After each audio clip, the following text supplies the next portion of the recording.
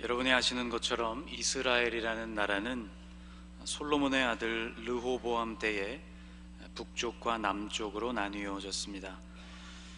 오늘 읽어주신 이사야서, 이 선지자 이사야가 살던 때는 남쪽 땅인 유다를 우시야, 요담, 아하스, 히스기야와 같은 왕들이 통치하던 시기였습니다. 이사야가 살던 시대는 모든 면에 있어서 어둡고 또 불안한 시대였습니다. 대외적으로는 북쪽에서 아수르라는 나라가 남진 중이었고, 또 남쪽에서는 애굽이 급부상하면서 세력을 북쪽으로 떨치고 있었던 때였습니다. 북쪽에 있었던 이스라엘 왕국은 숱한 경고에도 불구하고 하나님께 불순종하다가 이제 멸망을 얼마 앞에 남겨두고 있지 않았던 시점이었고, 남왕국이었던 유다 역시 여호와 신앙은 다 무너지고 땅에는 우상 숭배로 가득하고 또 윤리와 도덕이 땅바닥에 떨어져 버린 상황이었습니다. 멸망의 기운은 짙어가고 소망이 없는 시대였죠. 이사야서 30장에서 하나님은 이 남유다의 백성들을 향하여서 패역한 자식들이라고 말씀하고 계십니다. 오늘 읽은 본문에서 조금 위로 올라가 보면 1절에 이런 말씀이 나옵니다. 여호와께서 이르시되 패역한 자식들은 화 있을진저 그들이 계교를 베푸나 나로 말미암지 아니하며 맹약을 맺으나 나의 영으로 말미암지 아니하고 죄에 죄를 더하도다. 베푸는 계교, 맺은 모든 맹약이 하나님과는 상관없는 죄악으로 달려가는 것이었다고 말씀하시면서 그것을 행하고 있는 백성들을 향하여서 패역한 자식들이라고 말씀하고 있습니다. 그리고 오늘 본문 9절에서도 주님은 또 이렇게 말씀하십니다. 대저희는 패역한 백성이요 거짓말하는 자식들이요 여호와의 법을 듣기 싫어하는 자식들이라. 후세에 기억되도록 이것을 백성들 앞에서 서판에 기록하고 또 그것을 보게 하라고 8절에서 명령하고 있습니다. 당신의 백성들을 패역한 자식이라고 말씀하시는 이유는 바로 그들이 의지할 대상, 그들의 마음에 의지할 그 대상을 잘못 선택했기 때문입니다. 2절에서는 그 이유를 이렇게 설명하고 있습니다. 그들이 바로의 세력 안에서 스스로 강하려 하며 애굽의 그늘에 피하려 하여 애굽으로 내려갔으되 나의 입에 묻지 아니하였도다. 당시 유다에게 있어서 큰 위협이 되었던 나라는 아수르였는데 그 아수르의 위협에서부터 벗어나기 위한 방법으로 유다는 이집트, 애굽의 도움을 선택했습니다. 이 2절에 등장하는 바로의 세력, 또 애굽의 그늘이라는 표현과 나의 입에 묻는다라는 표현이 이 같은 절 안에서 서로 상충하고 있습니다. 유다는 하나님께 묻고 또 그분을 의지하기를 온전히 버리고 애굽을 선택했던 것이죠. 하나님께서 아수르, 그리고 바벨론, 바사나 헬라 또는 로마와 같은 이방 나라들을 통해서 이스라엘을 괴롭게 하신 데에는 그에 합당한 이유도 있었고 목적도 있었습니다. 이유는 하나님 여호와를 신실하게 바라보는 그들의 신앙에 문제가 있었기 때문이었고, 그 목적은 그들이 당하는 환난을 통해서 다시 신앙을 회복하라는 것이었습니다. 하나님은 많은 이유와 목적을 가지시고 우리의 삶에 고난을 허락하십니다. 만일 그것이 이스라엘 백성들에게 고난을 허락하셨던 그 이유와 동일하다면 우리는 지체하지 않고 주님께로 돌이키는 것이 우리가 취할 수 있는 가장 지혜로운 길이라는 것을 기억해야만 합니다. 불행하게도 유다는 하나님께서 의도하신 길을 버리고 위기를 벗어날 다른 방법을 추구했습니다. 그것은 위기를 벗어날 다른 도움의 대상을 찾는 일이었죠. 방금 살펴본 2절 말씀처럼 유다는 도움을 요청하기 위해서 애굽으로 내려갔습니다. 그리고 6절에 나오는 것처럼 유다의 사신들은 진귀한 재물들과 보물을 나귀에 싣고 이집트로 내려가게 됩니다. 그 길은 멀고 험한 길이었습니다. 암사자, 숫사자가 있는 길, 독사와 날아다니는 불뱀이 있는 위험하고 곤고한 땅을 지나서 힘들게 애굽으로 내려간 것이죠. 그러나 이렇게 수고를 무릅쓰고 내려갔지만 그 모든 일들은 한마디로 무익한 시도였습니다. 7절에서는 이렇게 말씀합니다. 애굽의 도움은 헛되고 무익하니라. 목숨을 걸고 찾아간 것에 비해서 그 결과는 너무나 헛된 것이었습니다. 애굽은 유다에 닥친 위협을 제거하는 일에 기대했던 것 같은 도움을 주지 못했습니다. 유다가 하나님께 패역한 백성이라고 불리운 까닭은 애굽보다 훨씬 더 가까운 곳에 하나님이 계셨기 때문이고, 그 하나님은 애굽보다도 더 능하신 분이었기 때문입니다. 그러나 유다의 백성들은 그들 가장 가까이에 계셔서 언제나 도움을 주실 수 있는 그 전능하신 하나님께로 가지를 않은 것이 문제였습니다. 그 이유가 무엇이었을까? 그 이유가 10절에 등장합니다. 여러분, 10절 말씀을 같이 읽어보겠습니다. 그들이 선견자들에게 이르기를 선견하지 말라. 선지자들에게 이르기를 우리에게 바른 것을 보이지 말라. 우리에게 부드러운 말을 하라. 거짓된 것을 보이라. 유다가 그들 가장 가까이에 계셨던 전능하신 하나님께 도움을 요청하지 않았던 이유는 바로 그 하나님께서 유다가 구원을 얻기 위한 방법으로 회개하고 바른 길로 돌아갈 것을 말씀하셨기 때문입니다. 주님은 끊임없이 당신의 백성들에게 경고하셨지만 백성들은 그 경고의 음성을 듣기조차 싫었습니다. 자신들의 삶을 거룩하게 변화시켜야 하는 그 번거롭고 또 힘이 들며 결단과 희생이 필요한 길을 버리고 그것보다 좀 쉽고 수월한 길을 선택하기 원했기 때문이죠. 백성들의 요구는 이랬습니다. 우리에게 예언하지 말아라. 바른 것에 대해서도 말하지 말아라. 오직 부드러운 말을 해라. 거짓된 것이라도 좋으니 희망을 말하라. 여러분, 이때로부터 수천 년이 흐른 오늘이지만 인간의 본성은 변한 것이 전혀 없습니다. 우리는 오늘도 여전히 강한 경고보다는 부드러운 말을 듣고 싶어 합니다. 심판에 관한 경고보다는 축복의 기원을 듣고 싶어 하죠.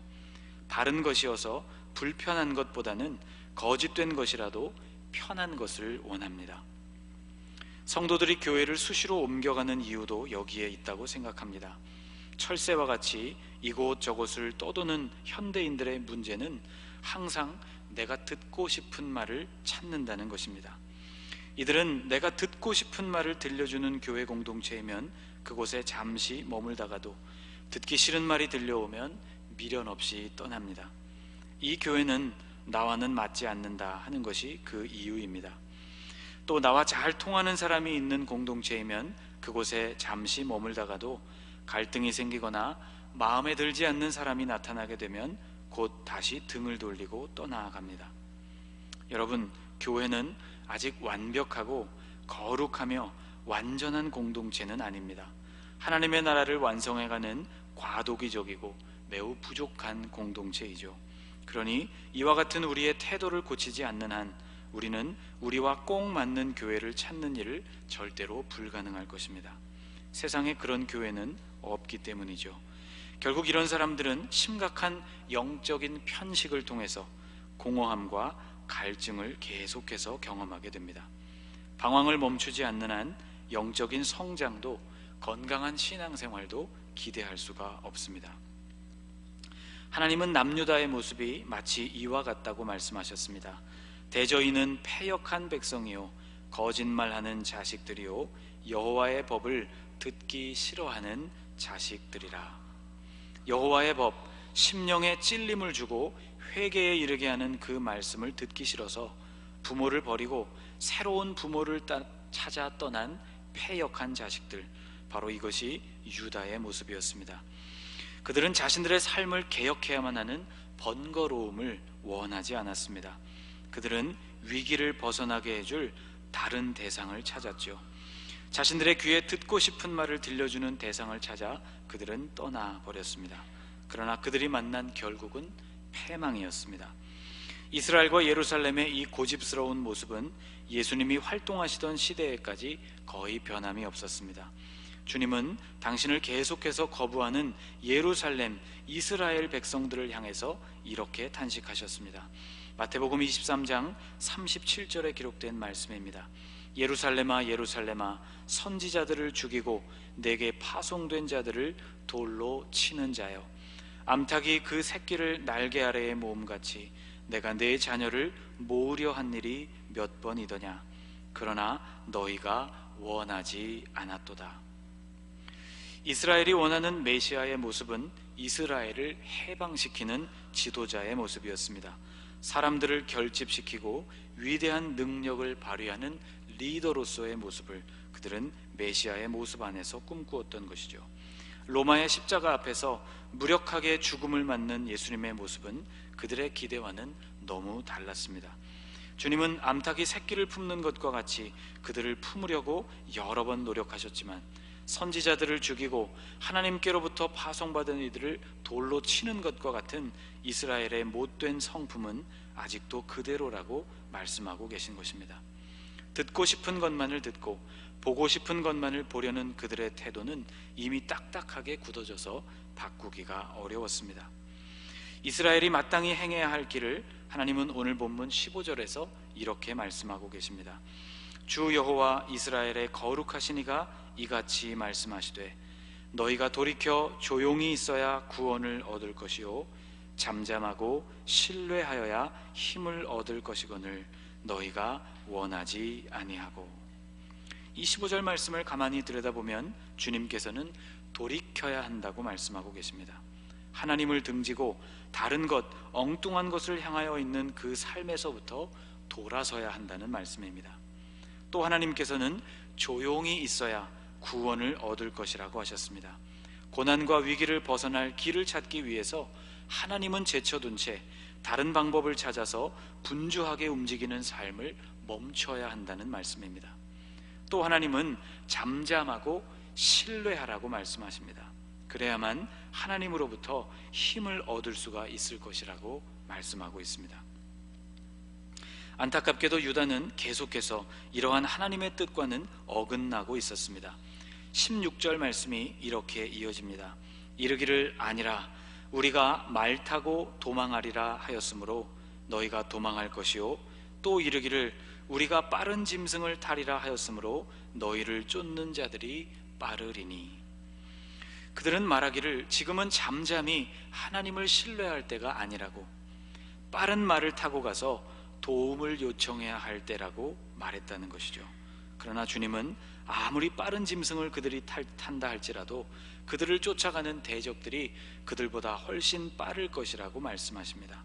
가까이 계신 하나님을 등지고 그분의 말씀을 의지하지 않으면서 자신의 삶을 하나님의 뜻에 맞게 거룩하게 바로잡는 그 좁고 협착한 길을 내버린 사람들의 결과는 17절 말씀에 이렇게 나와 있습니다. 같이 한번 읽겠습니다. 한 사람이 꾸짖은즉 1000사람이 도망하겠고 5이 꾸짖은즉 너희가 다 도망하고 너희 남은 자는 겨우 산 꼭대기에 깃대 같겠고 산마루 위에 기치 같으리라 하셨느니라.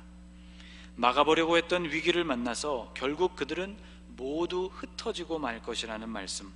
산 꼭대기의 깃대, 산 꼭대기에 홀로 세워진 깃대와 같이 거의 보이지 않는 깃대처럼 작은 존재로 남아있게 될 뿐이라는 말씀입니다. 하나님 이외에 다른 것들을 더 의지하는 사람의 결국은 이렇게 초라합니다. 혼자 남은 외로운 깃대의 모습과 같습니다. 여러분, 우리는 돌아가야 할 곳을 잘 알고 있는 사람들입니다. 의지해야 할 분이 누구인지 누구보다도 잘 아는 사람들이죠. 18절에서 이렇게 말씀합니다. 그러나 여호와께서 기다리시나니 이는 너희에게 은혜를 베풀려 하심이요 일어나시리니 이는 너희를 긍휼히 여기려 하심이라. 대저 여호와는 정의의 하나님이시라. 그를 기다리는 자마다 복이 있도다. 저를 한번 따라해 보실까요? 그를 기다리는 자마다, 그를 기다리는 자마다 복이 있도다. 아멘. 하나님은 패역한 자식들이 돌아오기를 여전히 기다리고 계십니다. 은혜를 베풀고 그리고 긍휼히 그들을 여겨주시기 위해서 주님은 기다리고 계십니다. 기다리시는 그분께로 돌이키는 사람, 그리고 그분 안에서 잠잠히 하나님의 도우심을 기다리는 사람, 그 사람이 복된 사람입니다. 여러분, 우리도 언제든 패역한 자식들이 될 수 있습니다.